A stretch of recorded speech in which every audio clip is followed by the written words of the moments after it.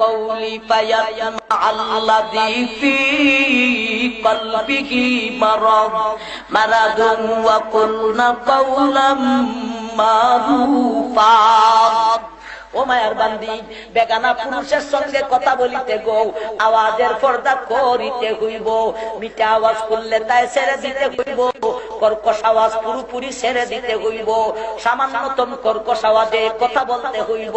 তুমি যদি পুরোপুরি কর্কশ আওয়াজে কথা বলো গো, লোকটার মনে কষ্ট যাইব। অনার্থক একটা মানুষের কষ্ট দিলে দুদকের আগুনে জ্বলতে হইব। তুমি যদি মিঠা আওয়াজে কথা বলো গো, লোকটায় তোমার প্রতি লিপ্সা করিব।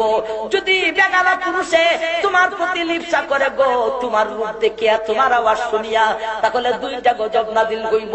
একটা গজব দুনিয়াতে, আর একটা গজব আখিরাতে। দুনিয়ার জগতের গজব হলো চরম পর্যায়ের অপমান, পরকালের জগতের গজব হলো দুদকের আগুন। এই হলো 32 নম্বর আয়াতের মাধ্যমে নারী জাতির আওয়াজের পর্দার সংক্ষিপ্ত আলোচনা। আওয়াজের পর্দা কার সাথে করবে, কিভাবে করবে, না করলে কোন বিপদ দাঁড়াবে।